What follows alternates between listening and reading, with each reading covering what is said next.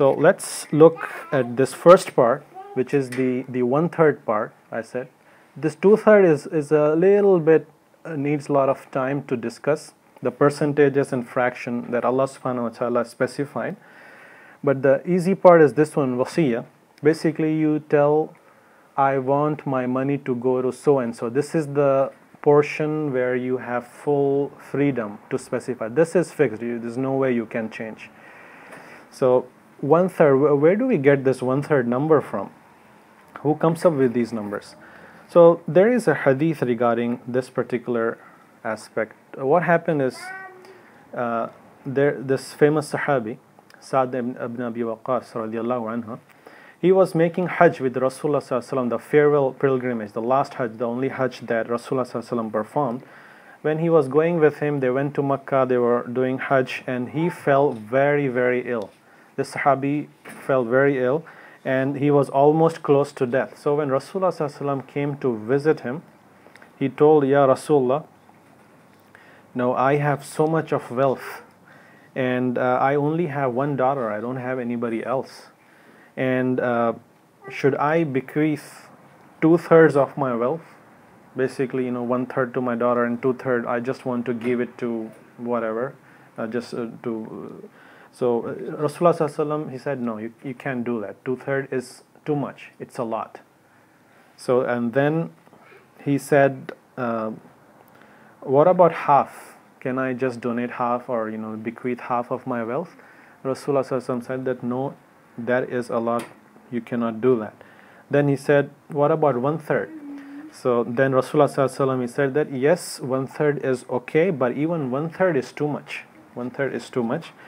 So he basically, Rasulullah sallallahu alaihi wasallam said that it is better that you leave your relatives well off instead of your relatives having to, he did this motion, begging in front of people. That shouldn't be the case. You have to leave your relatives well in good money. So that's why he said up to 1/3 only you can have a say how much it needs to be given. Other, it all goes to your daughter and whoever is left. So that's how we come up with 1/3.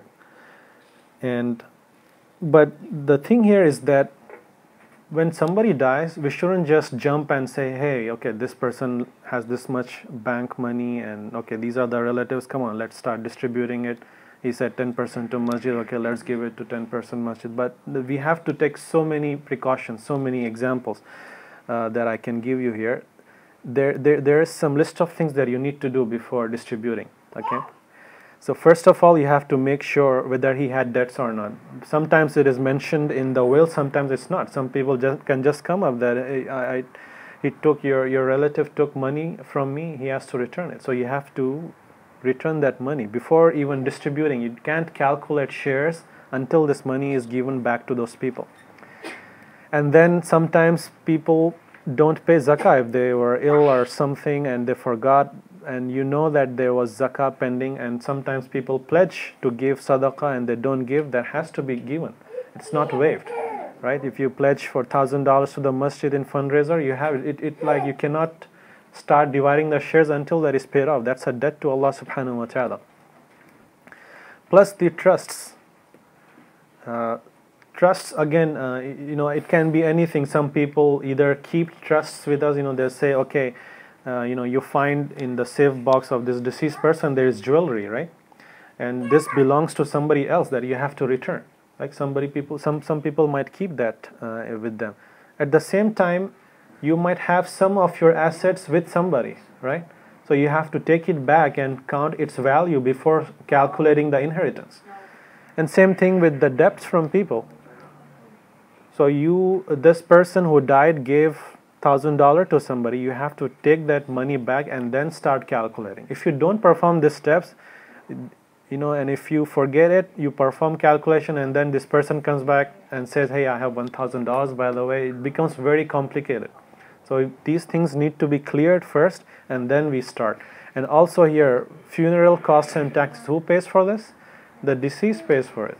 So before you even start calculating inheritance, you can deduct this cost, the janaza cost, whatever is involved, even small things like coffin and the burial place, everything, and even the taxes that this person owes to the government, you can subtract from it.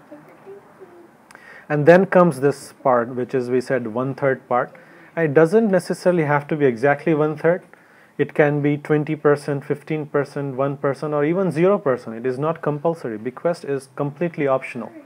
And inheritance, it max or minimum, it is 66.6, or 2/3, but it can be 100% as well. So, but before you start calculating the shares of daughter, husband, father, and all those relatives list that we'll give, this one has to be taken care of. 1/3 just give away, and this is the final step of calculating the actual shares. And again, people who are here in inheritance, they cannot be part of bequest. So these are two separate things. So a mother, father, wife, they cannot be part of bequest or wasiyah. Okay.